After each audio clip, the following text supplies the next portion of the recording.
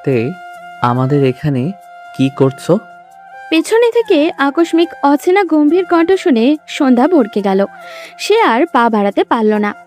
কে এই বাড়ির ছেলে নাকি? বাবা তো এই জন্যই দিনে বের হতে দেয় না, কিন্তু রাতেও যে এমন হবে কে জানতো। এমন আকস্মিক পুরুষের কণ্ঠস্বর শুনে সে ভেতরে ভয়ে কুঁকড়ে গেল। মাথায় কাপড়টা এক হাতে টেনে ধরে চেয়ারটা ভালোভাবে ঢেকে নিল, আর এক হাতে হারিকেনটা শক্ত করে ধরে রাখলো।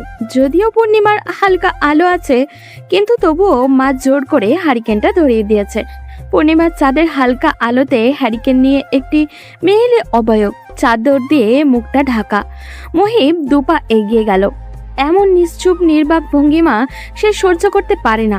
কে তুমি? কি হলো, কথা বলছো না কেন? বিগত কয়েকদিন আগে সে ছুটিতে এসেছে, কিন্তু বাইরে থেকে বাসায় ঢুকতে গিয়েই এই প্রথম অচেনা প্রতিবিম্ব দেখে সে থমকে দাঁড়িয়েছে। সন্ধ্যা আলো আধারে ঠায় দাঁড়িয়ে রইল। সে কি করবে ভেবে পেল না। পালিয়ে যাবে কি? ঘোমটা পরিহিত হ্যারিকেন নিয়ে মেয়েটা কি অদ্ভুত লাগছে। মনে হচ্ছে কোনো অশরীরই দাঁড়িয়ে আছে, কিন্তু মুহিব সেদিকে পাত্তা দিল না। মেয়েটি পালিয়ে যেতে পা বাড়াতে নিতে মুহিব আরো সামনে এগিয়ে গেল। এই মেয়ে, এদিকে ফিরো। সন্ধ্যা ফিরল না। মুহিব নিজেই সন্ধ্যার সামনে গিয়ে দাঁড়ালো। যদিও বা রাত, কিন্তু পূর্ণিমার হালকা আলো আছে, আর মেয়েটির মুখের সামনে থাকা হ্যারিকেনের আলোতেই সবকিছু আরো বেশি স্পষ্ট। মেয়েটা তার গায়ের চাদর দিয়ে মুখ ঢেকে রেখেছে বলে চেহারা দেখা যাচ্ছে না। মুহিব পর্যবেক্ষণ করলো। এই রূপ গঠনের মেয়ে এর আগে সে এ পাড়ায় তো দেখেছে বলে মনে হচ্ছে না। এই রূপ অচেনা মেয়ে তাদের বাসার উঠানে কি করছে সেটা জানার জন্য তার আরো আগ্রহ বেড়ে গেল। সন্ধ্যা চাদরের আড়ালে তার সামনে আকস্মিক দুটো পা এসে দাঁড়াতে হকচকিয়ে পিছিয়ে গেল। সে কিছু বলতে মুখ খুলতে নিতেই ছোট বোনের ডাকে থেমে গেল। পেছন থেকে কুসুম এসে সন্ধ্যার পিছের চাদরের কোণাটা ধরে টান দিতেই তার মাথা থেকে চাদর আঁচল নিচে পড়ে গেল। চাদর সরাতেই খোলা মাথা বেরিয়ে সেই ফর্সা সুন্দর চেহারাটা হ্যারিকেনের আলোতে জলজল করে উঠল। কৃত্রিম আলোর পাশাপাশি চাঁদের আলোয় ভালোই স্পষ্ট সব। সন্ধ্যা তড়িঘড়ি পেছনে ফিরে আঁচল টেনে মুখ ঢেকে খুব দ্রুতই প্রস্থান করলো, আর মুহিবের সময়টাও ওখানেই আটকে গেল। তার ধ্যান 2 সেকেন্ডের সেই সময়টাতেই আটকে গিয়েছে। এতটা উজ্জ্বল মুখশ্রী! সে ধ্যান থেকে বেরিয়ে কিছু বলার ওঠার পূর্বেই মেয়েটি তার চেয়ে অনেক দূরে চলে গেল। এ যেন পূর্ণিমার আলোতে আরেক পূর্ণিমা। মুহিব কথা বলতে ভুলে গেল। সে যেন এতদিন এমনই একটি মেয়ের অপেক্ষায় ছিল। বাড়ির উঠান পেরিয়ে ঘরের দরজার কাছে যেতেই যে ভয়টা সব সময় পায়, সেটাই হলো সন্ধ্যার। আব্বা চলে এসেছে। বারান্দার খাটে বসে আছে। উঁচু আওয়াজে সন্ধ্যার নাম ধরে বার দুয়েক হাঁক ছাড়ল। সন্ধ্যার ছোট বোন কুসুম তার আপার দিকে ভয়ার্ত দৃষ্টিতে তাকালো। সন্ধ্যা হ্যারিকেনটা নিভিয়ে দিয়ে ধীর পায়ে ঘরের কাছাকাছি এগিয়ে গেল। ততক্ষণে সন্ধ্যার মা জোহরা ঘর থেকে গ্লাস ভরে পানি নিয়ে স্বামীর সামনে দিল। সন্ধ্যা কই? জোহরা শান্ত স্বরে উত্তর দিল, ঘরে আছে। আমি ডাকতাছি, তবুও আসতেছে না কেন? জোহরা জানতো একটা না একটা খোঁজ বের করবেই, তাই সে চুপচাপ রইল। সন্ধ্যা ধীর পায়ে ঘরের বারান্দার কাছে এগিয়ে গেল। সে কুসুমকে কিছু একটা ইশারা করতেই কুসুম ধীর পায়ে বাবার পাশে গিয়ে বসলো। এই সুযোগে সন্ধ্যা দ্রুত পায়ে বাবার পেছন দিয়ে ঘরে ঢুকে গেল। ঘরে ঢুকতেই সে স্বস্তির শ্বাস ফেলে চুলার কাছে এগিয়ে গেল। ও একটু কাজ করছে, রান্না চড়িয়েছি তাই। তোমাকে মামের এই শুদ্ধ শুদ্ধ বয়ানগুলো আমার লগে কইবে না তো? আর এই মেয়ের আমার অবাধ্য কবে থেকে হইল? ডাকতাছি তাও আসতেছে না। ও চুলার কাছে তাই। আর তুমি তো ওকে সব সময় ঘরবন্দি করে রাখো। তুমিই তো বারান্দায় আসা বারণ করে দিয়েছো। জোহরার কথাগুলো বলতে দেরি, কিন্তু গালে সজোরে একটা থাপ্পড় পড়তে দেরি হলো না। জোহরা গালে হাত দিয়ে স্বামীর মুখ পানে চেয়ে দাঁড়িয়ে রইল। হাতে থাকা গ্লাসটা মাটিতে গড়িয়ে পড়ল। পুরুষের শক্তপোক্ত হাত স্বাভাবিকভাবে গালে আঘাত লাগবে, কিন্তু এটা অনেক রাগ থেকে দিয়েছে বিধায় ব্যথা একটু বেশি অনুভব হচ্ছে। সে চোখ মুখ খিচে ব্যথা সংবরণ করার চেষ্টা করলো। ব্যর্থ হতে গিয়েও তিনি সামনে নিলেন। তার শক্ত থাকা লাগবে। বাবার এমন কার্যকলাপ দেখে কুসুম দ্রুত দৌড়ে গিয়ে বই নিয়ে পড়তে বসলো। মাটিতে স্টিলের গ্লাসটা পড়ে দীর্ঘক্ষণ ধরে ঝনঝন শব্দ তুলেছে। জোহরা সেদিকে তাকালো। তোমার মাইয়া তোমার এইসব দেখাই তো বেয়াদব হইব। আর আমার মাইয়া আমি জানবো তাকে কিভাবে রাখতে হইব। জোয়ান মাইয়া কখন তো যায় না। জোহরা আর চুপ থাকতে পারল না, সেও সামান তালে বলে উঠল। কেন, তোমার ঘটনার পুনরাবৃত্তি হবে বলে ধারণা করছো নাকি? চিন্তা করো না, যুগ পাল্টিয়েছে। সবাই তোমার মতন একটা মেয়েকে জোর করে বিয়ে করবে না। অনিস মিয়া তেড়ে এলো। জোহরা ভয় পেল না, তিনি জানেন সে মারবে না, কারণ আর যাই হোক না কেন আনিস তাকে ভালোবাসে, এটাই সত্যি। কিন্তু সেদিক দিয়ে জোহরার পক্ষ থেকে কোনো ভালোবাসা ছিল না। এমন না যে এত বছরও তার সংসারের প্রতি মায়া আসেনি, তার মায়া আছে, কিন্তু তার ঘটনার পুনরাবৃত্তি ভয় তার স্বামীকে পেতে দেখে আরও রাগ ওঠে। সবাই কি তার মতো নাকি যে তার স্থান ভুলে যাবে? তার জন্য পরিবারের সাথে যোগাযোগটাও পর্যন্ত নেই। বিয়ের এত বছর পরেও তাকে এভাবে চোখে চোখে রাখে, এতটা ভাবতেই জোহরা তাচ্ছিল্য হাসল। তার স্বামী মনে করে এত বছর পরেও জোহরা তার পছন্দের মানুষের সাথে ভেগে যাবে, এটাই তার মনের ভয়। জোহরা হাসল। যে ঘটনা নিজে করেছে আর তার ফল ভোগ করেছে তার মা আর মেয়ে। আনিস মিয়া মারতে তেড়ে গিয়েও পিছিয়ে আসলো। এই মেয়েটিকে সে অসম্ভব ভালোবাসে, কিন্তু কেন জানি দেখাতে বা প্রকাশ করতে পারে না। সেই জন্যই হয়তো এখনো তার ভয় যে মেয়েটি বোধহয় শুধুমাত্র তার ভয়েই এখানে সংসার করছে, হয়তো এখনো তাকে ভালোবাসতে পারেনি। জোর করে কি আর ভালোবাসা হয়? তার বউ আর মেয়ে অসম্ভব সুন্দরী, সে নিজের কর্মকাণ্ডের জন্যই এই দুইটা মানুষকে সব সময় বাধার উপরে রাখে। কারণ তার ধারণা যদি মেয়েটার পরবর্তী জীবনও তার মায়ের মতো হয়, তার মাকে যেভাবে সে তুলে এনেছিল, মেয়েটিকেও যদি সেই রকম কেউ করে, বাবা হয়ে তো এটা তো সে মেনে নিতে পারবে না। তাই তো এত ধমকের মধ্যে রেখেও মেয়েটিকে ভয়ের মধ্যে রাখে। নয়তো তারও তো ইচ্ছা করে ফুলের মতো মেয়েটিকে কাছে টেনে আগলে নিতে, অথচ তার এই ভেতরের ভালোবাসাটা কেউ উপলব্ধি করতে পারে না। জোহরা সামনের দুয়ারের উপর থেকে পাটের বস্তা এনে পানি পড়ার স্থানটাতে বিছিয়ে দিল। মাটি হওয়াতে পানিগুলো শুষে নিলে সেই স্থানটা ভেজা ভেজা হয়ে কালচে রঙের হয়ে যায়। এই জিনিসটা তার বড্ড অপছন্দ, তাই তো তাড়াতাড়ি বস্তা এনে দিয়েছে। কিন্তু এরই মধ্যে পানি অনেকটা শুষেও গিয়েছে। সে বসে বস্তাটা দিয়ে মেঝেটা একটু মুছে সেই স্থানে আরেকটা শুকনো বস্তা বিছিয়ে দিল। বস্তা বিছিয়ে সে ঘরে ঢুকে গেল। ঠোঁটের পাশে জ্বলছে খুব, ছিঁড়ে টিড়ে গেল নাকি? সন্ধ্যায় রান্নাঘরেই ছিল, মা চুলাতে রান্না চড়িয়েছে। সে চুলার কাঠটা ভালো মতো ঠেলে দিল। গ্লাস পড়ার আওয়াজটা সে শুনেছে, কিন্তু যায়নি। সে জানে তার বাবা ঠিকই আবার মাকে আগলে নিবে, কিন্তু সে গেলে হয়তো রেগে যাবে, আবার সেই রাগ তার মায়ের উপরেই ফেলবে। তাই সে উঠে মায়ের কাছে গেল না। সে বুঝতে পারে না তার বাবার চক্ষুশূল কেন সে, এই প্রশ্নের উত্তর তার জানা নেই। রাতে খেয়ে দিয়ে শুতেই কুসুম বোনকে জড়িয়ে নিল। সন্ধ্যা আলো আধারের মাঝে এক নজর বোনের দিকে তাকিয়ে জড়িয়ে ধরা হাতটার উপরে হাত রাখলো। হ্যারিকেনের আলো নিভু নিভু করছে, হয়তো জ্বালানি ফুরিয়ে আসছে। আপা, ঘুম আসছে না। সন্ধ্যা বোনের দিকে পাশ ফিরে বোনকে আগলে নিল। কুসুমের মাথায় চুলে হাত বুলাতে বুলাতে বলল, এবার ঘুম আসবে, ঘুমিয়ে পড়। আপা, একটা গল্প বলো না। কিসের? জিজ্ঞাসা করতেই কুসুমের মন নেচে উঠল। তার মানে আপা আজ গল্প শোনাবে? তোমার যেটা ভালো লাগে। আমার তো রূপকথা পছন্দ। তাহলে সেটাই বলো।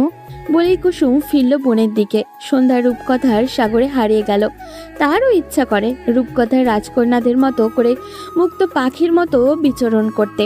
তারপর একটা সময় কোনো এক রাজপুত্র এসে ভালোবাসার চাদরে মুড়িয়ে নিয়ে যাবে। সন্ধ্যা হাসলো। এসব কি ভাবছে সে? রূপকথার জীবন কি কোনোদিনও ও মানুষ পায়? বেশ কিছু সময় পরে সে গল্প শেষ করে পাশ ফিরতে গিয়েই খেয়াল করলো কুসুম তাকে জড়িয়ে ধরা অবস্থায় ঘুমিয়ে পড়েছে। সন্ধ্যা হেসে বোনকে আরও আগলে নিল।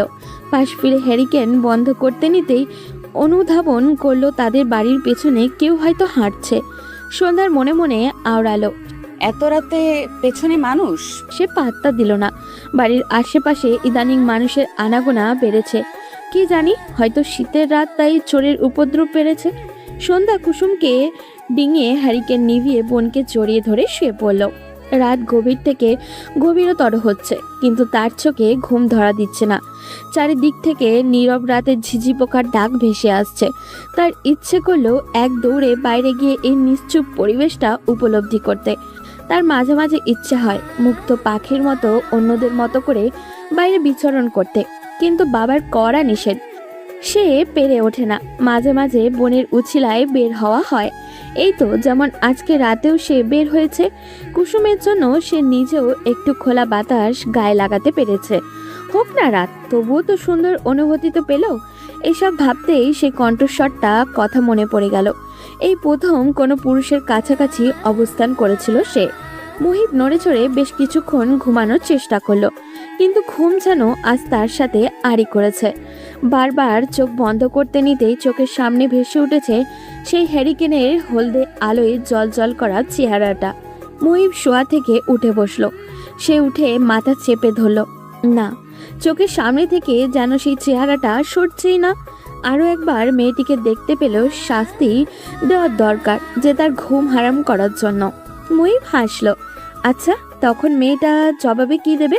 মুহিব নিজের ওপরেই হাসলো। সে কি বাচ্চা হয়ে গেল নাকি? সে খাট ছেড়ে উঠে দরজা খুলে বেরিয়ে এলো। তার ঘরটা মূলত সে নিয়েছে ছাদে। বাইরে থেকে আসলে সে এই ঘরটায় থাকে। এতে মায়ের অনেক রাগ, কিন্তু মুহিবের এটাই পছন্দ। এত বড় ছাদে একাংশ জুড়ে শুধুমাত্র তার এই ঘরটাই আছে, আর বাকি ছাদ খালি পড়ে থাকে। মুহিব দরজা খুলে খোলা ছাদের একদম কর্নারে গিয়ে দাঁড়ালো। আর চাঁদ যেন তার কিরণ উপছে দিয়েছে। সম্পূর্ণ ছাদ জুড়ে পূর্ণিমার আলোয় ছড়াছড়ি।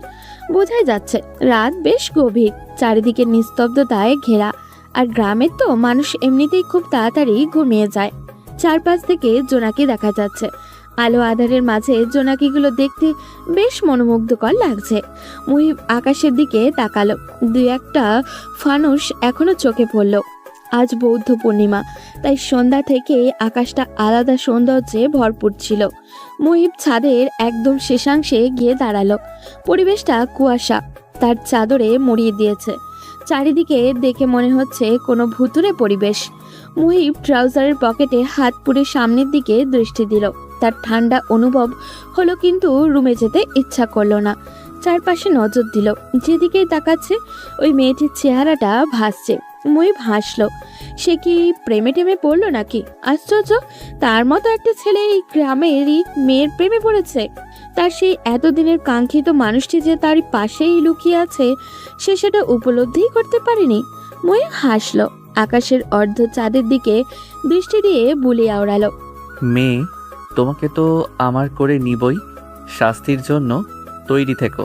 মুহিবের মুখে লেপ্টে আছে মুচকে হাসি। আস্তে আস্তে সকাল ফুটতে শুরু করেছে। সন্ধ্যার ঘুম অনেক আগেই ভেঙে গিয়েছে। চারিদিক থেকে সকালের মিষ্টি ধ্বনি আজান ভেসে আসছে। সে উঠে বসলো। কুসুমের দিকে দৃষ্টি দিতেই হাসি পেল। তার এক হাত জড়িয়ে ধরে ঘপটি মেরে বিড়াল ছানার মতো আদরে ভঙ্গিমায় ঘুমিয়ে আছে সে। সন্ধ্যা এগিয়ে গিয়ে বোনের মাথায় পরব আদরে হাত বুলিয়ে দিয়ে বার দুয়েক ডাকলো, কিন্তু কুসুম নড়ে চড়ে বিরক্তিসূচক শব্দ তুলে পাশ ফিরে গেল। সন্ধ্যা হাসলো। সে বালিশের পাশ থেকে ওড়নাটা নিয়ে ভালোভাবে গায়ে জড়িয়ে নিল। এরপরই উঠে গিয়ে হারিকেনটা ধরালো। যদিও বা সকালের আজান পড়েছে, কিন্তু এখনো অন্ধকারটা ভাবটা আছে বিধায় এটা জ্বালানো। সে হ্যারিকেন ধরিয়ে ঘরের দরজা খুলে উঠানোর কলপারে এগিয়ে গেল। সে জানে আব্বা দেখলে বকা দিবে, কিন্তু সকালের এই স্নিগ্ধ মোহময়ী বাতাসটা সে অনুভব করতে চায়। তাই তো ঘরে বারান্দার বালতি ভর্তি পানি থাকা সত্ত্বেও কিছুটা দূরের ওই কলপারে আসে। যদিও বা পুরো গ্রাম এই সময় নিশ্চুপ থাকে বিধায় সন্ধ্যা এই জায়গাতে এই সময় আসে, নয়তো আসতো না। সন্ধ্যা এগিয়ে এসে হাতে থাকা হ্যারিকেনটা রাখলো।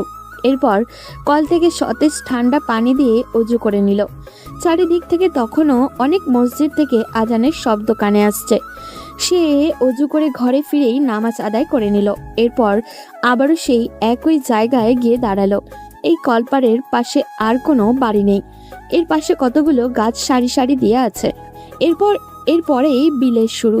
দেখতে মনে হয় প্রকৃতি যেন গাছ দিয়ে সীমানা দিয়ে দিয়েছে। মানে তাদের এই বাড়িটাই গ্রামের শেষ প্রান্তে। ভোরের এই স্নিগ্ধ আলো আধারে সবুজ বিলগুলো দেখতে অদ্ভুত সুন্দর লাগে। অধীরে ওই বিলের মাঝ দিয়ে একটা সরু রাস্তা চলে যায়। সেই রাস্তা দিয়ে ভোর ফুটতে মাঠের মানুষগুলো কাঁধে লাঙল যার যার প্রয়োজনীয় জিনিস নিয়ে চলে যায়। সন্ধ্যা এইসব দেখতে ভালোই লাগে। মুহিবের চোখের সামনে চারিদিকে আলোকিত হতে লাগলো। শহরে এমন অনেকবার পড়তে পড়তে বা বন্ধুর সাথে আড্ডা দিতে দিতে চোখের সামনে দিন হয়ে গিয়েছে, কিন্তু আজকের মতো সুখ অনুভব আর কোনো দিনও হয়নি।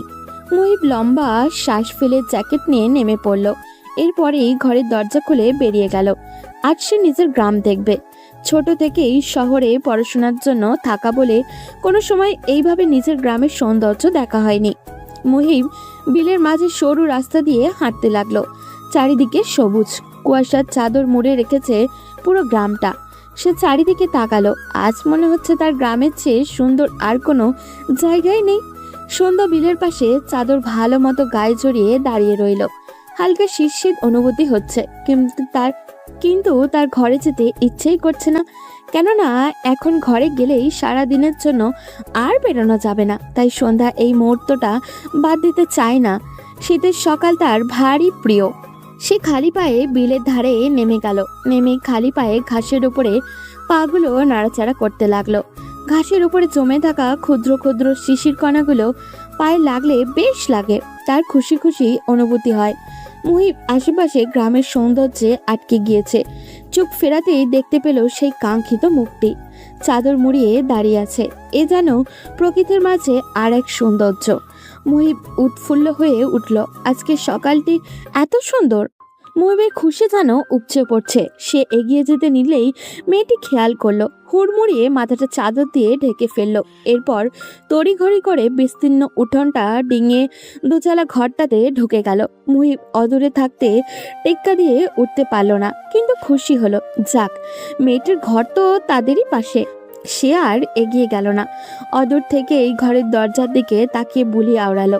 পেয়ে গিয়েছি, এইবার তো আর ছাড়বো না। মুহিব যেখানে দাঁড়িয়েছে সেখানের দূর থেকে দোচালা ঘরটি একদম চুনোপুটির মতো মনে হচ্ছে। সে হাসলো, পেল তো সান্নিধ্য। সন্ধ্যা দ্রুত ঘরে ঢুকে স্বস্তির শ্বাস ফেলল। আজ তো সব ভুলে একদম বিলের কাছেই নেমে পড়েছিল। বাবা দেখলে বোধহয় একেবারের জন্যই বন্দী হয়ে যেত। সে দক্ষিণের জানালা দিয়ে উকি মেরে দেখতেই আটকে উঠল। ছেলেটি দাঁড়িয়ে আছে, কিন্তু কেন? ছেলেটিকে দেখেই বোঝা যায় শহুরে আর বড় ঘরের। তা ভাবতেই মনে পড়ল, চেয়ারম্যানের ঘরের উঠোনে তো দেখেছিল কাল। তাহলে কি সে চেয়ারম্যানের কেউ? কিন্তু এত ঠান্ডা শীতের মাঝে উনি এভাবে দাঁড়িয়ে থাকেন কেন? সন্ধ্যা খারাপ লাগলো। এত বড় ঘরের হয়ে এত শীতের মাঝে উনি এইভাবে বিলের ধারে দাঁড়িয়ে থাকেন। সন্ধ্যার মনে খারাপ লাগা কাজ করলেও একদিকে কেন জানি ভালোই লাগে। মুহিবের এমন কর্মকাণ্ডের সূত্র কিছুটা আন্দাজ করতে পেরে সন্ধ্যার কিশোরী মনে ব্যাপকভাবে আনন্দের দোলা লাগলো।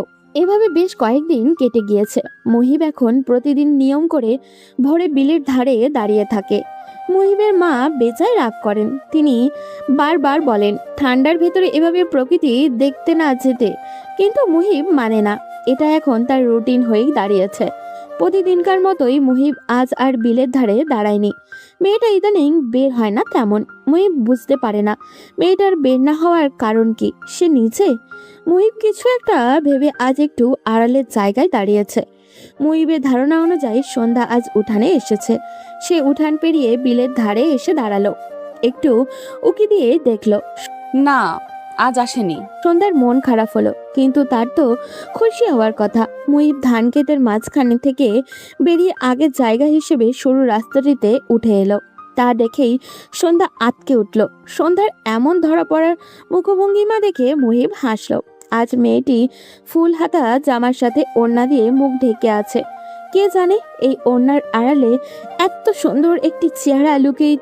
কিন্তু সেই সৌভাগ্যবান যে কেউ হতে পারে না, তা হয়েছে মুহিব। সে খুশি হলো। যাক, তার অর্ধাঙ্গিনীকে আর কেউ দেখেনি। সন্ধ্যা ধরা পড়ে দ্রুত গতিতে উঠান ডিঙিয়ে ঘরে ঢুকে গেল। তা দেখে মুহিব হেসে দিল। আনিস মিয়া আজ শহুরে কাজে যাবে। তিনি মূলত মালামালের জন্যই চান। কয়েকদিন ওখানে অবস্থান করেন। বাবা গেলে সন্ধ্যার নিজেকে মুক্ত পাখির মতো স্বাধীন মনে হয়। সন্ধ্যার মা জোহরা স্বামীকে বিদায় দিয়ে দরজার কাছে আসতেই আনিস মিয়া তাকালো। তিনি তার স্ত্রী জোহরাকে বিলের ধারে দাঁড়িয়ে থাকা ছেলেটার দিকে ইঙ্গিত দিল। এই পোলাটারে দেখতাছো? জোহরা স্বামীর ইঙ্গিত অনুসারে তাকিয়ে সম্মতি দিল। পোলাটা কয়েকদিন ধইরা এই জায়গায় এই সময়ে এই ভোরে শীতের ভেতর দাঁড়ায় থাকে। থাকতে পারে, দেখতে তো মনে হচ্ছে শহরে, হয়তো প্রাকৃতিক দেখে। স্ত্রীর জবাবে আনিস মিয়ার অসন্তুষ্ট প্রকাশ করে বলল, সব সময় তেরা তেরা জবাব দিবা না তো, তুমি চিনবার পারছো না? জোহরা ভালোভাবে তাকানোর চেষ্টা করলো। হ্যাঁ, সে আগে অনেকবার দেখেছে, কিন্তু তার স্বামী কি বলতে চাচ্ছে সেটা ঠিক ধরতে না পেরে জিজ্ঞাসু দৃষ্টিতে তাকালো। এটা তো চেয়ারম্যানের পোলা, শহরে লেখাপড়া করে, তাই এখানেই থাকে। মতিগতি ভালা ঠেকছে না। তুমি সন্ধ্যাকে দেখা রাখবা জোহরা। ঠিক আছে, আপনি যান। সন্ধ্যা দৌড়ে রুম থেকে বেরিয়ে বাবার সামনে এলো। তা দেখে আনিস মিয়া বলে উঠলেন, মাইয়া মানুষের এরকমের দৌড়ঝাঁপ করা ভালা লক্ষণ না। সন্ধ্যা তাকালো। আনিস মিয়া যাওয়ার আগে আরেকটিবার ফিরে কুসুমকে আদর করে দিল। পরেই বিস্তীর্ণ উঠান ডিঙিয়ে চলে গেল। তা দেখে সন্ধ্যার খারাপ লাগলো, কিন্তু তাতে পাত্তা দিল না। কেউ বের হওয়ার সময় মুখ ভার করে থাকতে নেই। তপ্ত দুপুর, যদিও রোদ অনেকটা বেশি, কিন্তু শীতের রোদগুলো গায়ে মাখলে ভালোই লাগে। হালকা বাতাস বলছে। সন্ধ্যার ইচ্ছে করলেও এই পরিবেশটা সে নিজের দু চোখ ভরে দেখুক। সন্ধ্যা কুসুম থেকে জিজ্ঞাসা করলো কেউ আছে কিনা। কুসুম চারপাশে তাকিয়ে না বলল, কেননা এই দিন দুপুরে গ্রামের সবাই ভাত ঘুম দেয়। সন্ধ্যা মাথার ওড়নার চেহারা থেকে সরিয়ে দিল। চারিদিকে হালকা বাতাস গায়ে লাগতেই এক সুখ সুখ অনুভূতি হচ্ছে ওর। সে চোখ বন্ধ করে বিলের মাঝে দাঁড়িয়ে রইল। হুট করেই কুসুমের ডাকে সে চোখ তুলে বোনের দিকে তাকালো। কুসুম ভয়ার্ত দৃষ্টিতে বোনের দিকে তাকিয়ে আছে। আপা, ওই বেয়াদব পোলাটা কোন পোলা? মেয়ে মাইন ছেড়ে খারাপ কথা বলে সে। কুসুম হাতের ইশারা দিয়ে দেখাতেই সন্ধ্যা সেদিকে অনুসরণ করলো। বিলের অদূরে রাস্তার ওখানে দলটা বসে আছে। দলের প্রধান হচ্ছে হারুন। এই লম্পট হারুনের চোখ থেকে গ্রামের সব মহিলারা তাদের মেয়েদের সাবধানে রাখে। তার চোখ শকুনের, একবার চোখে পড়লেই শেষ। সন্ধ্যা তড়িঘড়ি করে ওড়নাটা মাথায় চাপালো। সে কি ভুল কিছু করে ফেলেছে? সে কুসুমের হাত ধরে বিলের সরু আইল দিয়ে এসে রাস্তায় উঠে গেল। রাস্তার ধারে বটতলায় এই দলটা থাকে সব সময়। লোকেরা লম্পাট হারুনই বলে। তাদের দলটা বকাটের দল। সন্ধ্যা দ্রুত পদে বোনকে নিয়ে ওদের ডিঙিয়ে আসতেই স্বস্তির শ্বাস ফেলল। যাক, তাহলে চেহারা দেখেনি। তার বাবা একটু রাগী বলে সবাই তাদের তেমন একটা খারাপ নজরে দেখতে পারে না। এদিক দিয়ে সে বাবাকে কৃতজ্ঞতার চোখেই দেখে। সন্ধ্যা স্বস্তির শ্বাস ফেলে পা বাড়াতে নিতেই কিছু একটা শ্রবণ করে পা থেমে গেল। ঘুমটা হারলে এতটা সুন্দরী হবা তা তো ভাবি নাই কোনোদিন। ভাবছিলাম ছোটটা বাপের মতোই কাজলা হবে, কিন্তু এতে দেখি হুড়পুরি। এভাবে জীবনে কি বুঝতে পারতেছো? আমার সাথে চলে আসছো, সুখে রাত বনে। হারুন কথাগুলো বলেই বসা থেকে উঠে দাঁড়ালো। সন্ধ্যা আড়াল থেকেও বুঝতে পারলো হারুনের দৃষ্টি লোভনীয়। তার গায়ে জ্বালা ধরে গেল। হারুন হাত দুটো সোজা করে আড়মোড়া ভেঙে সন্ধ্যার পিছনে এসে দাঁড়ালো। সন্ধ্যা দ্রুত পা চালাতে নিতেই হারুন তার দলের বাকিদের ইশারা করে বলল, দেখছোস আনিস মিয়া কি পাল্টাছে? শালা এমন ভাবে চালায় যে এমন সুন্দরী এত বছর চোখেই পড়ে না। চোখের সামনে এমন সুন্দরী থাইকেও আমরা বুঝতে পারিনি। সন্ধ্যার রাগে দুঃখে কান্না পেয়ে গেল। তা দেখে হারুন চেঁচিয়ে হাঁক ছাড়ল, কি সুন্দরী, ভয় পেতেছ? ভয় নাই, হারুন আছে তোমার লগে। এখন থেকে তুমি শুধু হারুনের। তা বলতেই পাশ থেকে কয়েকজন ছেলে হারুনকে ইঙ্গিত দিতেই হারুন হেসে উঠল। আচ্ছা, এমন সুন্দরী নাকি আমার পোলাপানরাও চায়? তাই তুমি সবার প্রথমে হারুনের, তারপর বাকি সবার। বলে সবাই হো হো করে বিশ্রী ভাবে এসে উঠতেই সন্ধ্যা বোনের হাত ধরে দ্রুত পা চালালো। কুসুম কিছু বলতে যাবে তার আগেই সন্ধ্যা হাত চেপে ধরলো। এইসব লম্পট মানুষের সাথে ফেসে গেলে তো শেষ। আর তার উপরে হারুন চেয়ারম্যানের ভাইপো। এক কথায় শহরে বাউন্ডেলের ছেলে গ্রামের নিতান্তই সাধারণ মেয়ের মাঝে আবদ্ধ হয়ে গেল। কথায় আছে না, কিশোরী মনের আবেগে কোনো বাধা মানে না। তাই তো সন্ধ্যা একই পথে হেঁটেছে। হাজার শিকলের মধ্যেও বাধা থেকেও সেও মনের অজ্ঞানে কিশোরী মনটা প্রাধান্য দিয়েছে, যেটা সে চায়নি। তবে হয়তো তাদের এই পথচালা লেখা ছিল, তাই তো না চাইতে দুজন মানবী পার্শ্ব কিছু চিন্তা না করেই নিজেদের মনকে এক অবৈধ বন্ধনে আবদ্ধ করে ফেলল। সন্ধ্যা এপাশ ওপাশ পাশ ফিরল। হ্যারিকেনের হলদে মিটমিটে আলোয় সন্ধ্যার ঠোঁটে হাসি লেগে আছে। মুহিবের কথা ভাবতে ভাবতেই চোখের পলকে মাঝরাত হয়ে গেল। কেন জানি ছেলেটার কথা ভাবতে গেলেই তার মুখে হাসি ফুটে ওঠে। হয়তো কেউ একজন তাকে এতটা প্রাধান্য দেয় সেটা ভেবেই। সন্ধ্যা ঘুমন্ত কুসুমের দিকে একবার তাকালো। কি সুন্দর করে ঘুমিয়ে আছে, কিন্তু তার চোখে ঘুম নেই। সন্ধ্যা হ্যারিকেনটা নিয়ে টেবিলের ধারে বসে পড়ল। টেবিলের সামনাসামনি জানালাটা খুলে দিল। খোলা জানালা দিয়ে ফুলের মিষ্টি ঘ্রাণ ভেসে আসছে। নিম গাছের ফুলের স্নিগ্ধ মোহময়ী ঘ্রাণটা সন্ধ্যার ভারী পছন্দ। আধারে চারিদিক থেকে ঝিঝি পোকার ডাক ভেসে আসছে। জোনাকিরা রাতের আধারে তাদের হলদে আলোয় অন্ধকারের মাঝে তাদের সৌন্দর্যের কিরণ ছড়াচ্ছে। সন্ধ্যা ব্যাগের কোণে থেকে কুসুমের হাতে দেওয়া চিঠিখানা খুলল। মুহিবের হাতে দেওয়া এটাই তার প্রথম চিঠি। কথায় আছে না, প্রথম যে কোনো কিছুই সুন্দর। সন্ধ্যা হ্যারিকেনের মিটমিটে আলোতে চিঠিখানার উপরে হাত বুলিয়ে দিল। এরপরেই চিঠিখানা খুলে পড়তে আরম্ভ করলো। কি সম্বোধন করব? আমি এখনো তোমার নাম জানি না, কিন্তু সেদিন পূর্ণিমার আলোতে মনে হয়েছে চাঁদের প্রতিচ্ছবি দেখলাম। শহরে ছিলাম বিধায় শখের বশে অনেকবার চিঠি লেখা হয়েছে পরিবার আর বন্ধুদের, কিন্তু আজকেরটা ভিন্ন। কেন জানি শব্দ গোলমাল হয়ে যাচ্ছে। তবুও লিখতে বসলাম। যেটাই লিখছি না কেন মনে হচ্ছে আমি তাল হারিয়ে ফেলছি। প্রিয়, কোনো এক কাল বৈশাখীর বিকালে যখন চারদিকটা নিকশ কালো আধারে ঢেকে যাবে, রাস্তার সবাই খুব তাড়া নিয়ে বাড়ি ছুটবে, তখন তুমি আর আমি পাড়ার সালাম চাচার চায়ের দোকানে খুব আরাম করে বসে চা আনতে বলবো। সালাম চাচার চা খেয়েছো? স্বাদ অনেক। সেই একসাথে চা পান করার মুহূর্তের সঙ্গী কি হবে? যেমনটা করে মুহূর্তেই কালো আকাশের বুক ছিঁড়ে আলোর বিকিরিত হবে, আর তোমার চেহারার মুচকি হাসিটা নিঃশব্দে বলবে আমি আছি। তখন আমিও হেসে চায়ের কাপে চুমুক দিব। বৃষ্টি ভেজা সোদা মাটির ঘ্রাণটা নাকে আসবে। তুমি আমাকে তোমার ওই সুন্দর চোখ দিয়ে আশ্বাস দিবে, যেন তোমার চোখ দুটো বলে উঠবে এইভাবেই সঙ্গিনী হয়ে রয়ে যাব। কি পারবে? তোমাকে মুক্ত পাখির মতো রাখবো। কোনোদিন কি সেই সময়টাতে এভাবে স্বাধীনভাবে বৃষ্টি ভেজা সোদা মাটির গন্ধ নিয়েছ? যখন পাহাড়ের অলিতে গলিতে সন্ধ্যা নামবে, টুপটাপ শিশিরেরা ঝরে পড়বে পাতার আগায়, ঠিক তখনই কুয়াশার আড়াল ভেদ করে দেখা যাবে দুজন কপতি হাত ধরে হেঁটে আসছে। সেই দুজন কি আমরা হব? আমার সব সুখ তোমার কাছে এনে দিব। তুমি কি আমার ভালো মন্দের সব কিছুর সাথী হবে? পারবে কি সঙ্গিনী হতে? উত্তর পাওনা রইল। নয়তো ভোরবেলায় একটিবার বের হইও, নাম দিলাম না। চিঠিটা পড়তেই সন্ধ্যার ঠোঁটের কোণে হাসির রেখা দেখা দিল, যেন তার হাসিটা বলছে হ্যাঁ, এভাবেই বয়ে যাব। সন্ধ্যা চিঠিটা নিয়ে 5 বার পড়েছে, কিন্তু তার মন ভরছে না।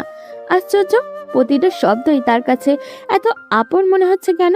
ভোরবেলায় সন্ধ্যা নামাজ পড়ে আজ আবারও অনেকদিন পরে সেই জায়গায় এসে দাঁড়ালো। আধারের মাঝে কুয়াশায় ঘেরা হওয়াতে কিছুই দেখা যাচ্ছে না, কিন্তু তবুও সন্ধ্যার এই সময়টা ভালোই লাগে। শীত শীত অনুভূতি হয়। সে চোখ বন্ধ করে ভোরের স্নিগ্ধ হওয়া গায়ে লাগাতেই তার মনে হলো পাশে কেউ একজন এসে দাঁড়িয়েছে। সে ভয়ে চোখ খুলতেই দেখলো মুহিব দাঁড়িয়ে আছে। সন্ধ্যা তাকালো। এই প্রথম লোকটিকে একদম কাছ থেকে দেখেছে, যে লোকটা তাকে এক পলক দেখার জন্য তীব্র শীতের মাঝেও দাঁড়িয়ে থাকে। এতটা গুরুত্ব তাকে কেউ কোনোদিনও দেয়নি, তাই এত মায়া অনুভব হয় তার প্রতি। সন্ধ্যা ওড়না ভালো মতো চেপে সরে আসলো। সরেই আশেপাশে তাকালো। মুহিব হাসলো আর বলল, ভয় নেই, এই সময় কেউ থাকে না, তুমি জানোই। আপনি উত্তর পেয়েছি তাই এসেছি। এই ঠান্ডার ভেতরে এইভাবে এখানে দাঁড়ান কেন? তোমার দেখা পাওয়ার লোভে। ঠান্ডা লাগে না? তোমাকে দেখার তৃষ্ণাতে সব কিছু সয়ে যায়। মুহিবের শান্ত স্বরে বলা কথাটা সন্ধ্যার কি যেন খুঁজে পেল। এতটা গুরুত্ব সে? সন্ধ্যার জবাবে কিছু বলল না। মুহিব তাকালো। জানো, তুমি পূর্ণিমার মতো সুন্দর। গল্পের ডায়লগ বলবেন না। তুমি গল্পের বইও পড়ো? হ্যাঁ, পড়ি। বাহ, এই যুগে আমার গ্রামে এমন একটা মেয়ে আছে, আমি ভাবতেও পারিনি। মুহিবের কণ্ঠে অবাকের রেশ। সন্ধ্যা চুপ রইল। মুহিব অদূরের কুয়াশায় ঘেরা ধান ক্ষেত গুলোর দিকে দৃষ্টি দিল। সন্ধ্যা, তোমাকে আমি ভালোবাসি। আপনার আর আমার স্থান আলাদা। ভালোবাসার মাঝে কোনো ভেদাভেদ নেই। সমাজ তো আছে। সমাজ থাকবেই, সেটা ইতিবাচক বা নেতিবাচক হোক, সমাজ বলবেই। কিন্তু আমি চাই না কোনোটার প্রভাব পড়ুক। ঠিক আছে, তোমার কথাই হবে। অবশ্যই তোমার মতামতকে সম্মান জানাই। ইতিমধ্যেই ভোর ফুটতে শুরু করেছে। চারিদিকে আস্তে আস্তে আলোকিত হচ্ছে। সন্ধ্যা ঘরের দরজার দিকে তাকালো আর বলল। মা ওঠার সময় হয়ে এসেছে। সে চলে যেতে নিলে মুহিব পথ আটকালো আর বলল। আমি খুব তাড়াতাড়ি পরীক্ষা শেষ করে তোমার কাছে আসব, তোমাকে নিজের সাথে বাঁধিয়ে নিব। সন্ধ্যা পা বাড়ায়। অর্ধেক পথ এসেই হেসে ফিরে তাকায় মুহিবের দিকে। মুহিব নিস্তব্ধতায় ঘেরা রাত উপভোগ করছে। এমন সময় কাঁধে কারো স্পর্শ হয়ে মুহিব ফিরে তাকিয়ে আবারও সামনের দিকে দৃষ্টি দিয়ে স্বাভাবিক কণ্ঠে বলল। তুই? হ্যাঁ মামা। মুহিব সামনের দিকে তাকিয়ে রইল। হারুন বলল। ইদানিং আমারে আর কোনো খোঁজ নাই না তুমি, কি ব্যাপার? মুহিব হাসল। তুই একা একা মুচকি হাসতেছস কেন বলতো? কি মনে হচ্ছে? মুহিব হারুনের দিকে তাকিয়ে প্রশ্ন ছুড়ে দিল। তার প্রশ্নের ধরন বুঝতে পেরে হারুন চমকালো। মামা প্রেমে পড়ছস তাই না? খেয়াল করতেছিস? পর মুহূর্তেই হারুন আবারও বলে উঠল। দেখাবা না? প্রেমে ধরা যায় না, সে যে লজ্জাবতী। তবে হ্যাঁ, পেয়েছি তো অবশ্যই। আবার আসবো, তখন দেখাবো। হারুন খুশি হলো। তার ভাই সমান বন্ধু প্রেমে পড়েছে। মুহিব তাকালো হারুনের দিকে। সে ভ্রুকুচকে জিজ্ঞাসা করলো। তোকে এমন খুশি লাগছে কেন? হারুন মাথা চুলকালো। তা দেখে মুহিব আর চোখে তাকালো। কি ব্যাপার? এই গ্রামে তো একই মাইয়া আছে, তারা আমারই লাগবো। মুহিব বোঝার ভঙ্গিতে মাথা নাড়ালো আর বলল। তাহলে বলে দেই। মাইয়া তেজ আছে বহু, যেমন তেজ তেমন সুন্দরী। এ এমন কি মেয়ে? তুই দেখলে তুইও প্রেমে পড়ে যেতিস মামা, এমনই সুন্দর সে। মুহিব হারুনের কথায় হাসলো। সে মনে মনে আওড়ালো।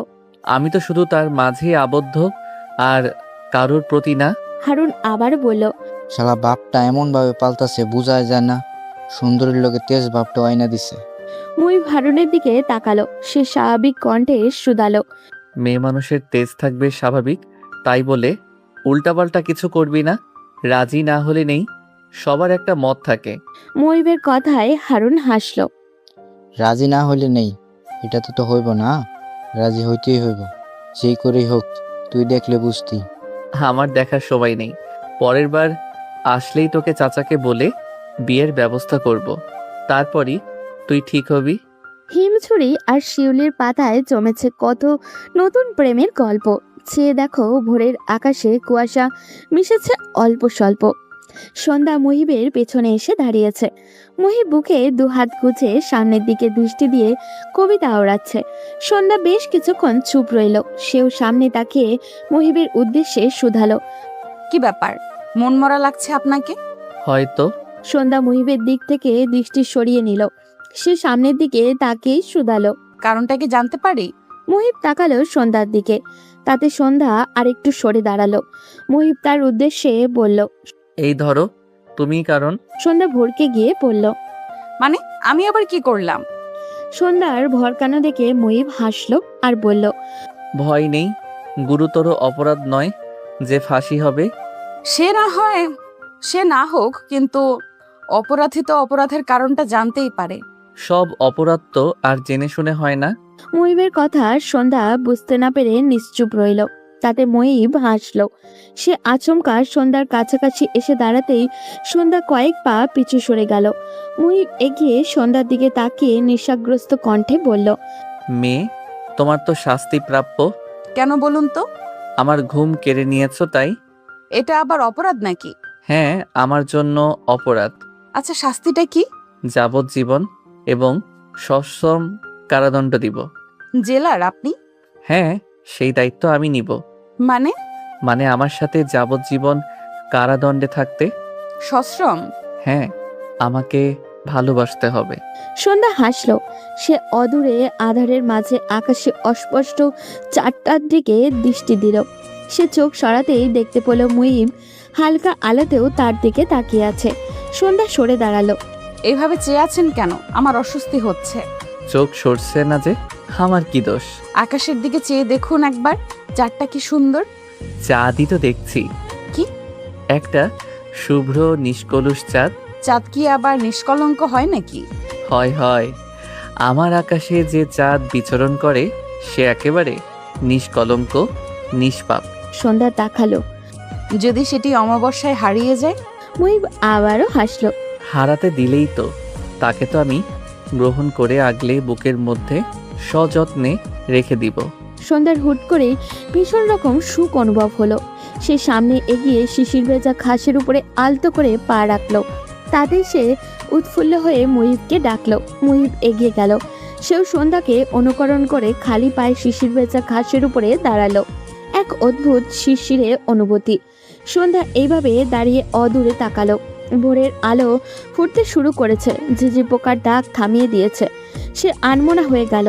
সে জানে না এটার পরিণতি কি হবে। সে কি আদৌ এই সুখটা পাবে? সন্ধ্যা আচমকা মুহিবকে প্রশ্ন করে বসলো। আমাকে সত্যিই চান? হ্যাঁ চাই। এতে সন্দেহ আছে? কেন, তুমি চাও না? তবে হালালভাবেই সব হোক। সন্ধ্যার কথায় মুহিব আশ্বস্ত ভরা কণ্ঠে উত্তর দিল। তবে তাই হোক। বাড়িতে যাচ্ছি আমি। বলেই সন্ধ্যা পা বাড়ালো। কিন্তু আমার যে শেষ বর্ষের পরীক্ষা বাকি, তারপর না হয় পাঠাবো প্রস্তাব।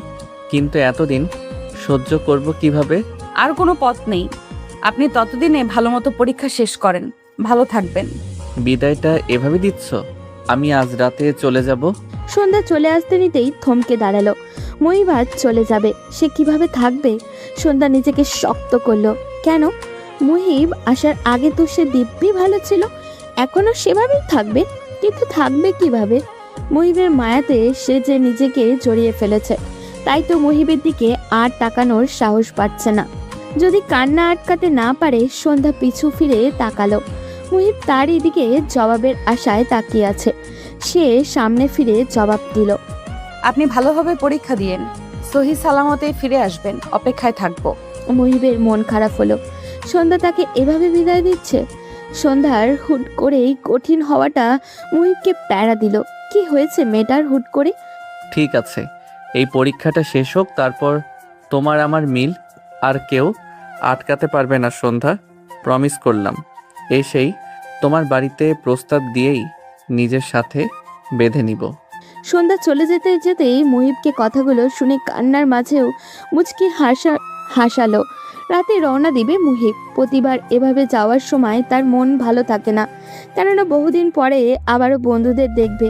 কিন্তু এইবার কেন জানি খারাপ লাগা কাজ করছে। সে রুমে গিয়ে জানলা খুলে দিল। জানালার মুখোমুখি টেবিলে খাতা কলম নিয়ে বসে পড়ল। বেশ কিছুক্ষণ ভাবনা থেকে লিখে সে দরজা খুলে ছাদের কর্নারে গিয়ে দাঁড়ালো। মুগ্ধ চোখে শীতের কুয়াশা ঘেরা নিস্তব্ধ নির্জীব রাত দেখছে সে। আশ্চর্য, ইদানিং সবকিছু তার চোখে এত মনোমুগ্ধকর লাগছে কেন? পর মুহূর্তে বিদায়ের কথা মনে হতেই তার মনটা খারাপ হয়ে গেল। এই কয়েকদিন প্রতিটা দিন সন্ধ্যাকে নিয়ম করে দেখা তার অভ্যেস হয়ে দাঁড়িয়েছিল। এখন সেই মেয়েটাকে সে পুরো 2টা মাস চোখের দেখাও দেখতে পারবে না। থাকবে কিভাবে সে? মেয়েটা যে তাকে এক অদৃশ্য মায়াতে জড়িয়ে নিয়েছে। একটু ছুঁয়ে দেখার তৃষ্ণা তাকে এই 2 মাস গুমড়ে গুমড়ে খাবে। সন্ধ্যা তাকে ছাড়া ভালো থাকবে তো, নাকি সন্ধ্যাও তারই মতো অপেক্ষায় দিন কাটাবে? মুহিব অদূরে দৃষ্টি দিয়ে বুলি আওড়ালো। মন খারাপ করো না, আমি পরীক্ষাটা শেষ করেই ফিরে আসব তোমার কাছে। এসেই নিজের সাথে বেঁধে নিব। বিড়বিড় করে কি কইতাছস? মুহিব ফিরে তাকালো। হারুনকে দেখতে পেয়ে আবারও সামনে দৃষ্টি দিল। কইলি না তো, তোর মতো তো খবর নিয়ে ঘুরি না। প্রেমে পড়ার পরে তুমি বদলায় যেতেছ মিয়া। মুহিব ফিরে তাকিয়ে বলল। তুইও নিজেকে বদলে ফেল। হারুন মাথা দুদিকে হেলিয়ে হাত দুটো সোজা করে আড়মোকা ভেঙে হামি তুলল আর বলল। আমি কি খারাপ নাকি? মুহিব স্বাভাবিক কণ্ঠে বলল। সেটা পুরো এলাকা জানে। তোর ভয়ে পাড়ার মহিলারা মেয়েদের বের হতে দেয় না। সেটা তো বুঝি। চিন্তা করো না, ওই মায়ারে পাইলে আমি আর কোনো দিকে তাকাবো না। মুহিব কিছু একটা আজ করতে পেরে বলল। তুই যেভাবে বলছিলি সেই অনুযায়ী মেয়েটি ভালো। এত ভালো মেয়ে আর পরিবার তোর কাছে, তাকে দিবেই বা কেন? তুই আমার ভাই বন্ধু, এভাবে কইস না। তো কিভাবে বলবো তোর কোনো ভালো ব্যাকগ্রাউন্ড নেই যে তোরে তাকে দিবে? এজন্য বলি কি, ভালো হয়ে যা। বটতলায় বসে মেয়েদের টিস করিস না। তাদের একটা স্বাভাবিক জীবন দে ভাই। কোনো একটা কাজ টাজ ধর। সব কিছু সারা জন্য যদি ওই মেয়েটারে পাই। যদি মেয়েটাকে না পাস? হারুন চাইছে আর পাইনি এমন কিছু আছে? আমি তো পামই, যেভাবেই হোক।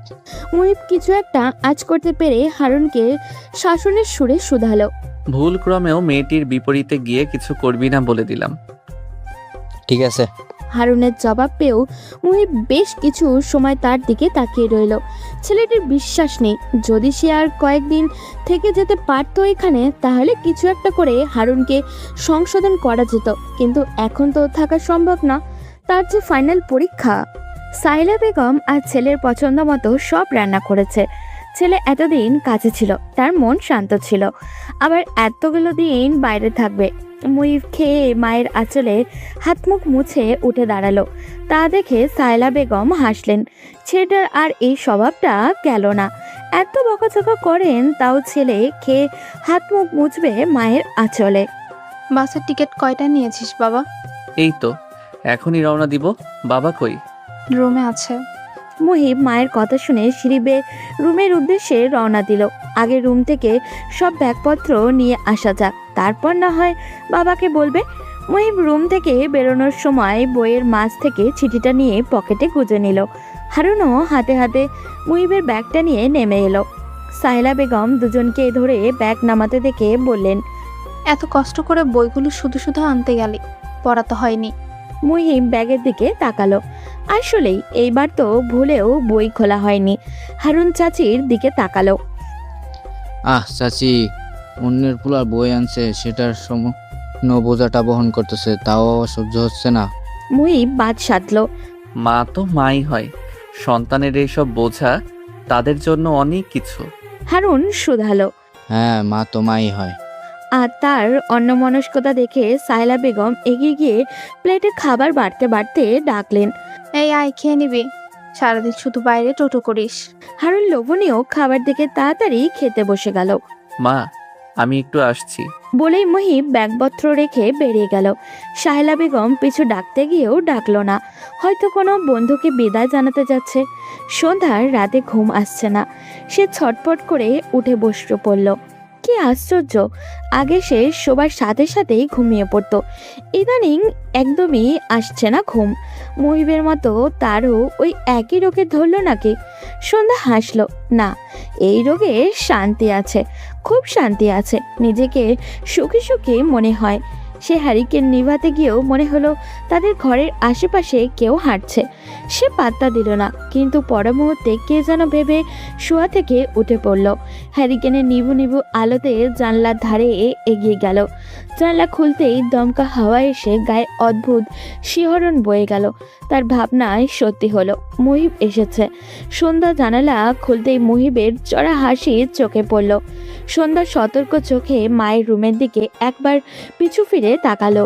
এরপর সাবধানী কণ্ঠে ফিসফিসিয়ে বলল, আপনি? হ্যাঁ আমি। ঘুমাওনি এখনো? আমার কথা ভাবছো বুঝি? আপনার কথা কেন ভাববো? আজে বাজে বকবেন না। জানি জানি। সন্ধ্যা বারবার পিছু ফিরে তাকাচ্ছে। সে মুহিবের দিকে তাকিয়ে শুধালো, এত রাতে? আমি এখন চলে যাব সন্ধ্যা, একেবারে 2 মাস পরে আসবো। সন্ধ্যার বুক ধরফর করে উঠল। তার কান্না পেয়ে গেল। মুহিবকে সে আর 2 মাস দেখবে না? কিভাবে থাকবে ও? মুহিব সন্ধ্যার চেহারা দেখে আজ করতে পারল। সে জানালো, এর মাঝে আমাদের আর কোনো যোগাযোগ হবে না। এসেছিলাম তোমার জানালায় চিঠি রাখতে, কিন্তু ভাবিনি তুমি জেগে থাকবে। ভালোই হয়েছে, দেখার তৃষ্ণার অন্তত একটু হলেও পূর্ণ হয়েছে। ভালো থেকো সন্ধ্যা, আমি ফিরে আসবো খুব তাড়াতাড়ি। বলেই মুহিব চলে যেতে নিতেই পিছু ফিরে তাকালো। এগিয়ে এসে হাতের চিঠিটা সন্ধ্যার কাছে এগিয়ে দিল। কোনো প্রয়োজন পড়লে আমাকে ফিরতি চিঠি দিও। এখানে আমি আমার পোস্ট অফিসের ঠিকানা দিয়েছি।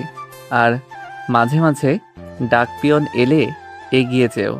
আমি মিস করলে পরীক্ষার মাঝে তোমাকে চিঠি দিব। আপনি পরীক্ষা ভালো মতো দিয়েন। ঠিক আছে, আমি যাচ্ছি। ভালো মতো থেকো। আমি ফিরে তোমাকে নিজের সাথে আগলে নিব। আমি আছি তোমার সাথে।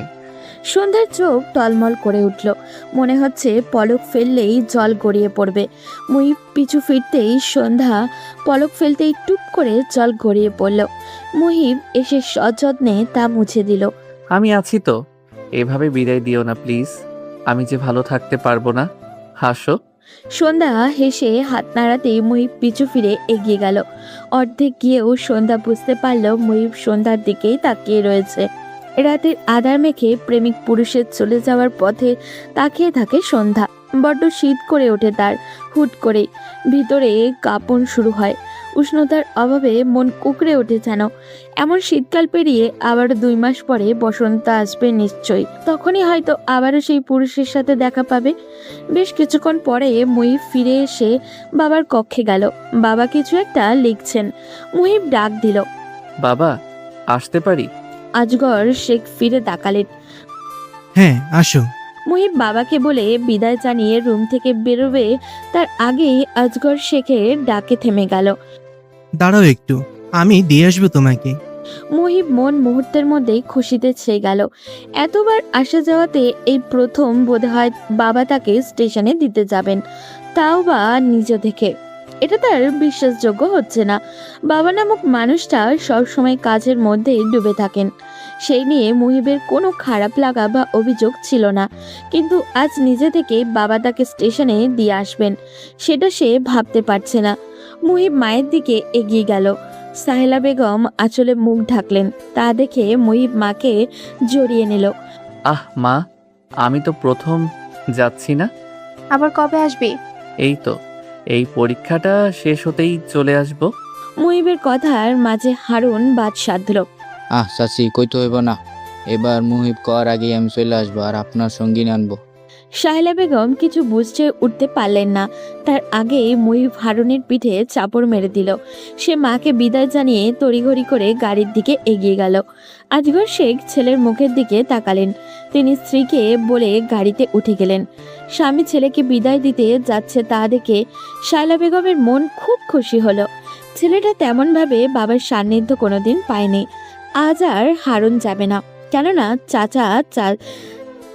চাচা যাচ্ছে। মুহিব গাড়িতে উঠে হারুনকে শাসালো যেন ওই ব্যাপারে কোনো ভুল কিছু না করে। হারুন আশ্বস্ত দিলে মুহিব গাড়িতে উঠে পড়তেই আজগর শেখ গাড়ি ছেড়ে দিলেন। তিনি আজ নিজে ড্রাইভ করবেন। বাপ ছেলের মাঝে কেউ ঢুকুক তা তিনি চাচ্ছেন না। আজগর শেখ গাড়ি চালাচ্ছেন। শুনশান গ্রামের নীরব নিস্তব্ধতায় ঘেরা নির্জীব রাস্তা দিয়ে গাড়ি এগিয়ে যাচ্ছে। মুহিব বাইরে তাকিয়ে আছে। তার সন্ধ্যার কথা খুব মনে পড়ছে। 2টা মাস সে কিভাবে থাকবে মেয়েটাকে ছাড়া। সন্ধ্যাকে মনে পড়ছে ভীষণ। আরেকবার দেখা যেতে পারলে তার মন ভরত, কিন্তু তা তো আর সম্ভব না। মেয়েটিকে দেখার তৃষ্ণা তার সারা জীবনেও মিটবে না হয়তো। সর্বোপরি এইবারে পরীক্ষাটা কেমন হবে সেটাও সে ভাবতে পারছে না। আজগর শেখ ছেলের দিকে তাকালেন। ছেলেকে বাইরে অন্যমনস্কভাবে তাকিয়ে থাকতে দেখে তিনি চোখ সরিয়ে নিলেন। তিনি নীরবতা কিভাবে ভাঙবে সেটা ভাবছেন। আশ্চর্য, এলাকার এত বড় নামধারী মানুষ হয়ে তিনি ছেলের সাথে কথা খুঁজে পাচ্ছেন না। এতটা দূরত্ব হয়ে গেল তাদের বাপ ছেলের মাঝে। বেশ কিছুক্ষণ কথা বলতে চেয়েও তিনি কথা খুঁজে পেলেন না। তিনি খাকারি দিয়ে গলা পরিষ্কার করলেন। এতে মুহিবের ধ্যান মগ্ন হলো। সে বাইরে থেকে দৃষ্টি সরিয়ে বাবার দিকে তাকালো। বাবা, আপনি কি কিছু বলবেন? হ্যাঁ, পরীক্ষা ভালো মতো দিও। মুহিব হ্যাঁ বোধক মাথা নাড়াতে তিনি আবারও বলে উঠলেন, এটা তোমার পরীক্ষা শেষ না? হ্যাঁ। মুহিব জানে বাবা কথা বলতে চাইছে, তাই জানা কথাগুলো আবারও আওড়াচ্ছে। ভালো মতো দিও। এটার পরে তুমি যেটা ইচ্ছে সেটা করতে পারো। চাইলে বাবার ব্যবসাতে ঢুকতে পারো, আর না চাইলে কোন একটা চাকরিও করতে পারো। বাধা দিব না, তবে চাকরিতে ঢুকলেও আমার ব্যবসার দেখাশোনা করতে হবে। অভিজ্ঞতা সবকিছু নিতে পারো। জি। গাড়ি স্টেশনে পৌঁছে গিয়েছে। আজগর শেখ গাড়ি থামিয়ে নেমে পড়লেন। গাড়ির পেছনে তিনি নিজে গিয়ে ছেলের ব্যাগ নিয়ে এসে মুহিবকে দিলেন। বাস এসে পড়েছে। এখনো বেশ কিছু সময় বাকি আছে। 5 মিনিট দাঁড়াবে? মুহিবের পা থেমে গেল।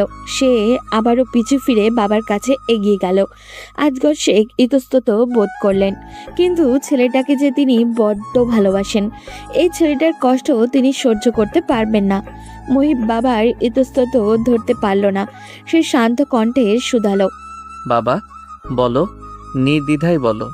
আজগর শেখ ভরসা পেলে তিনি ছেলের দিকে তাকালেন। কাউকে ভালোবাসো? মুহিব চমকে তাকালো বাবার দিকে।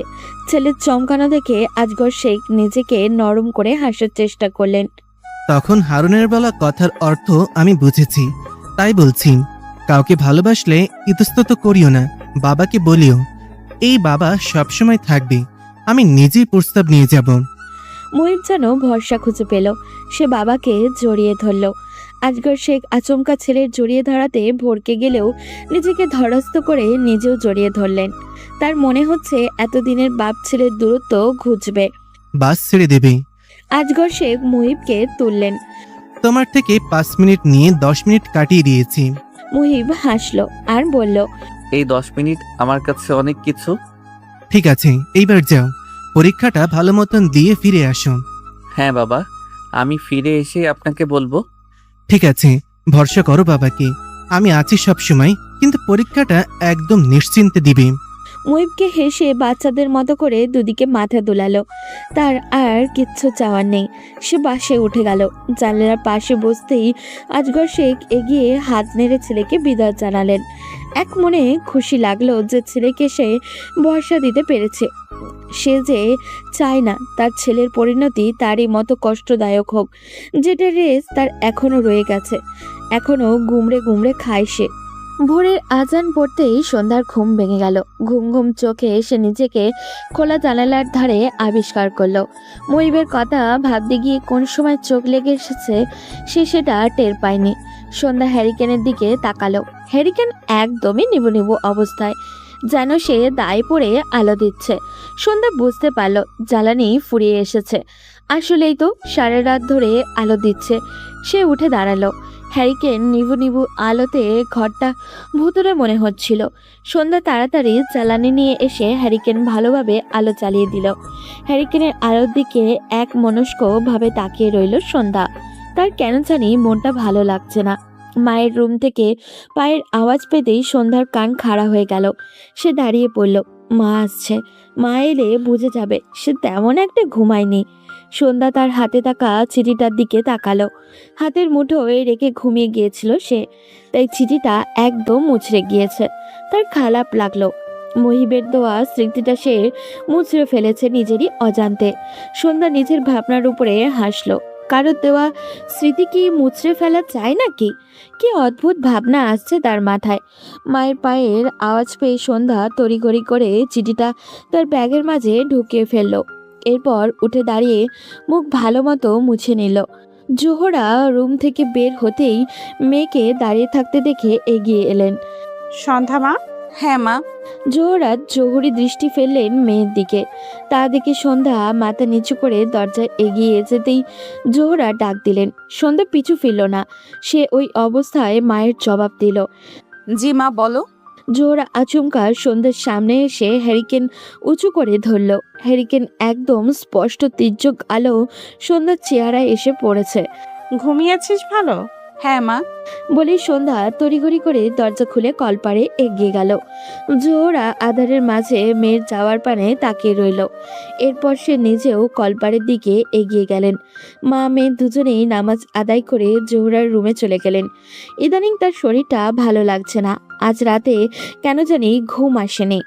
ভোরের আজানের আগে ঘুম এসেছিল একটু। নামাজ পড়ে আবারও কিছু সময় ঘুমালে ভালো লাগবে ভেবে জোহরা ঘুমাতে চলে গেলেন। সন্ধ্যা নামাজ শেষে শীতের কুয়াশা ভেদ করে উঠানের শেষে বিলের কিনারায় গিয়ে দাঁড়ালো। ঠান্ডাটা বেশ ভালোই এসেছে। সে গায়ে থাকা চাদরটা ভালো মতো জড়িয়ে নিল। সে বেশ কিছুক্ষণ দাঁড়িয়ে রইল। তারই অজান্তে দৃষ্টি বারবার এদিক ওদিক ফেলছে। তার খারাপ লাগলো। নিজেরই অজান্তে সে মুহিবকে খুঁজে চলেছে। কোথায় জানি ভীষণ ফাঁকা ফাঁকা লাগছে ওর, ভীষণ মনে পড়ছে।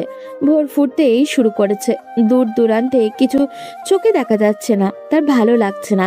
সে ঘরে চলে গেল, রুমে গিয়ে দক্ষিণের জানালা খুলে জানালার ধারে বসে পড়ল। মুহিবের প্রথম প্রথম বিলের সরু রাস্তাটা দেখা যাচ্ছে, তার স্মৃতিটুকু মনে পড়ে গেল।